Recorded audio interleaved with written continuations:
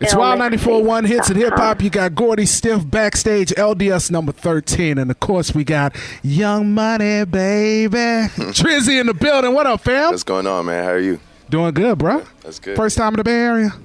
No.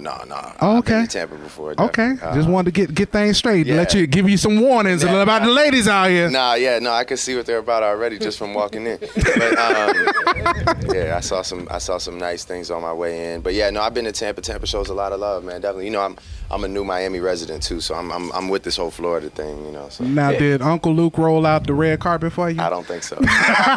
That's because you didn't vote for him for mayor. Right. If you would have voted for him for mayor, you'd been good. I don't think so yet. I haven't heard much from that side. It was 2 years ago, right, when you did the USF show? I believe so. When you were back down here. Yeah. It was okay. a while ago. Definitely a while ago. So, I mean, you've been doing some acting. You've obviously, you've got major hits. Have you been wanting to do acting again? Yeah, I'm actually about to get right back into it. I just dropped this album the other day on the 15th, and it's called Take Care. It did amazing things, or I think it did. We'll see on Tuesday. But yeah, I'm about to get back into it in the new year, definitely. Just like reading scripts right now and just signed with a new agency, so excited about that. I did the math, and it took your character on Degrassi 8 years to graduate. Yeah. What was up with that, man? I don't know. That's a very observant point. I think that I actually got shot, so I didn't finish school, I think, for one of the years. Okay. Had a couple years off, couple semesters off. I can't really explain the timeline to you. Yeah. Drake, on your first mixtape, you had a record called November 18th, and it just so happens that you here 18th. With us November the 18th. What's the importance of this date to you? Well, we were just talking about that, actually. November 18th is actually a remake of a DJ Screw record called June 27th. And I just, I had recorded November 18th on November 18th. That's why I called it that. So, yeah, that was Plies. Don't mind that. That was Plies. Plies just hit. That's the box Chevy that we're rolling in, with the license plate rattling. Don't worry about that. That was a crazy Plies intro. Yeah, it's an important day, man. That was a big song for me, and Houston is like a second home to me. So, today is a great day. I was debating on performing it tonight, but, I know Tampa just wants to hear that. I know Tampa wants to get hood. They want to get ignorant. Oh, yeah, Tampa want to get ignorant tonight. Let me ask you this now. I do the morning show, and we actually talked about this on the show. And there was a lot of people calling up, talking about the new album and the album before that. And they were talking about, they want to see you put out an album that's a double disc album, like a slow side and a fast side. Yeah, people saying Drake kind of on the soft side and then he on the hard side. They want an album that they can ride to, with the fellas, and then something that they can ride to with the ladies. What you got to say about that? Yeah, I think, that's one of the unique things about me as an artist is that I give you a variety on one project, that I give you a balance, I think that to do a double album would be, cool. It would be something that I would definitely think about, but I think one of the greatest things is being able to make an album that encompasses all of those things, So it's like for the people that want to ride to the hard rap stuff, there may be a few joints on there for you. For the people that want to ride to the slow stuff, there's a few joints on there for you. And for people who, want to ride to some new stuff, some new sounds, some things that are sonically evolving, there's also sounds on there for you. So, I try and just really create a brand of music that doesn't cater to the people that tug me one way or another. Like, I try not to let people dictate what I do. I just do what I feel. You know what I'm saying? So, but it would be cool to do a double album. I guess that would be the most logical way to satisfy everybody. But, that also takes a lot of work. And double albums in the past have never really been the most successful things in the world, other than like Big. I think that was the last double disc that did do good, actually. Yeah. So I think it's definitely something that I'd consider. Now that you mention it, I might think about it. Would you reconsider doing the collabo? Because I know you talked about doing it with Weezy. You guys ever reconsider doing that too? Yeah, I just love to rap with Wayne, period. So any chance I get to rap with him would be cool. But, I really, when it came to that project, we just had like a logical discussion. Like, look, we would put our heart and soul into this, and it would get wrapped up in a world full of controversy, and sort of, I feel like people would automatically start hyping around the project. in negative ways, and I just don't. I never want to put music out there for a negative reason. Right, you know, right. I always want music to just be appreciated for the music that it is. So I think right now, you know, we'll just continue to make songs together, and I think it's working. You know. Well, if it happens, you can see the little, you know, tease of you and Wheezy on that The Real Her with Andre 3002. Oh yeah, man. My personal opinion, sickest track on the whole album. Man. That thing is hard Thank right you, there. man. I love that track. Thank you. There were some rumors that you were going to drop a mixtape before Take Care. Obviously, it didn't happen. After that album takes its course and everything like that, can we expect another classic mixtape from Drizzy? You know, it's tough for me, man, to put a mixtape out there just based off the fact that, you know, not only that it's free, you know, really the money. To be honest with you, I don't really make money off my albums. That's not where I make my money. You know what I'm saying? Like, artists don't make money off of record sales. That's why what I do first week doesn't matter to me. I'm not really too caught up in the numbers because nobody's getting rich off of album sales. Everybody gets rich off of touring and brand sponsorship and stuff like that. We don't get rich, just FYI to anybody listening.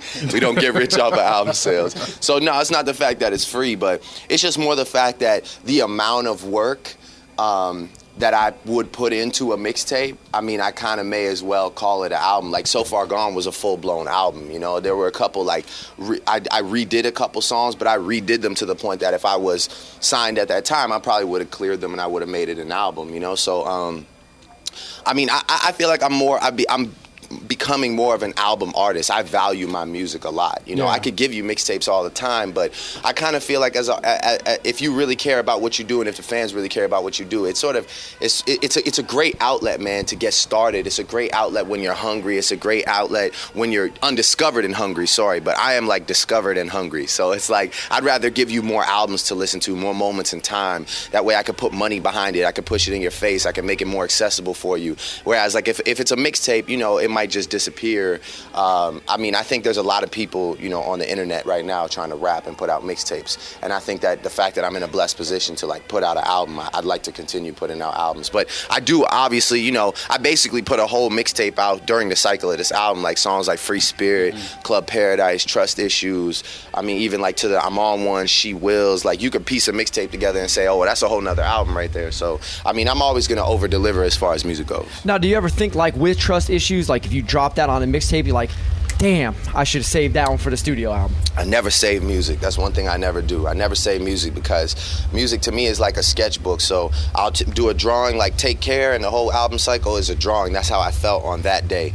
And I like November 15th, I just turned the page over. So now it's a new day. I started writing last night. Like, I started writing the intro to my next project last night. You know, I found the sample and I start piecing it together, the story, where I'm at in my life. Start piecing together the drawing. I'll finish that and flip the page. You know, it's really like I'm never the type to go back and be like, oh, I need this from right here to bring over here. Like, I can't really like save music or utilize older music. I just give it all out. Right. Is that normally how it works for you? You hear a sample and then you start writing, or do you write and then you kind of find the sample? Recently, like, I've just been into finding samples. You know, I've been into that's how we kind of made the cameras joint on the album, finding the John B sample. I found the SWV sample to, you know, add to Shot for me. And just kind of been finding little elements I love, you know, things that feel familiar to add to new music. I kind of like doing that. I'm getting a kick out of it. So I just been listening to a lot of great stuff, you know, trying to find moments. And I found a moment the other night that was special, you know, so I'm excited about it. Now, at the end of the day, when all this is done and Drake is in retirement, what do you want the people to remember most about Drake? Just that I was myself, man. You know, that I never tried to be anything for the purpose of the viewers or the audience. I just always was able to be myself and get the same amount of love, if not more, than the average artist. And just remember me for my words. You know, I hope they remember me for my words, because I spend a lot of time on the writing and the words and just trying to get into people's heads, man, and really affect their lives, you know. So I hope they remember me for my words most of all. All right, that's what's up.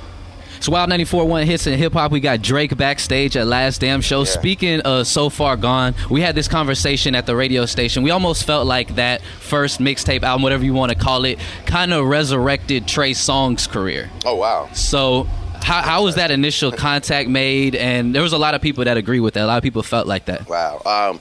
Well, you know, I always feel like Trey Songz is a hard worker. I'd never want to take credit for ever resurrecting. I don't think Trey Songz ever really gone anywhere. You know, Trey Songz really was a reason that people first heard me off a song called Replacement Girl. So as flattering as that is, you know, I'd never personally want to accept that compliment. But yeah, you know, I mean, me and Trey are actual, like, real friends, you know? Like, that's my brother.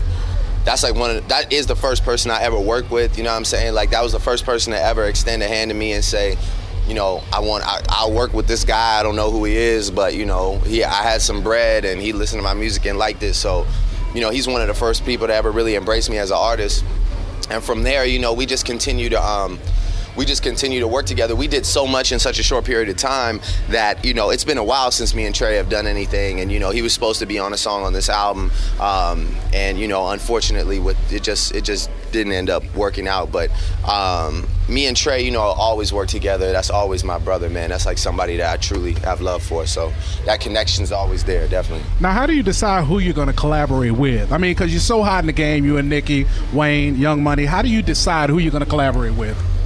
Well, I mean, as far as like feature inquiries go, like people will hit me up and be like, oh, I need you on this verse. And if I have love for them, like, you know, you take somebody like Mary J. Blige, I just got love for Mary. So when she hits me up, you know, that's the queen. So it's like, it's hard for me to ever say no, you know what I'm saying? Like, I always show love to people who are legendary and who have helped me very early on. And then as far as other features, like, you know, like Future on the Tony Montana record, or Waka Flocka on A Round of Applause. I just hear records that I love and I just get on them, you know. Yeah. I don't like, a lot of the time I just do it and the person finds out about it later, you know what I'm saying? So now we know we gotta let you go because you gotta hit the stage, but I want to ask you one more thing.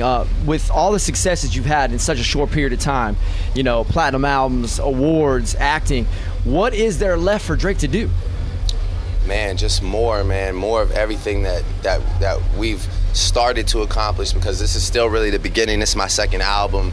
I think, you know, I think it's great to still be an artist that people have, like, you know, people want you to fall, people doubt you still. There's still so much more for me to prove, you know, there's still hurdles for me to jump over. So, I mean, really just more music, building my brand as big as it can possibly get, getting into the acting, and, you know, just becoming a better performer, a better man, period. You know, I mean, it's definitely just the beginning. I'm not, by all means, I'm still going, you know. Absolutely, That's man. what's up, Drake. We appreciate you coming back Yeah, to the no Bay doubt, Area man. and hanging out with us. Yes, It is Wild 94.1 Hits and Hip Hop Backstage. Drake, LDS 13. We're in the building. Holla at us.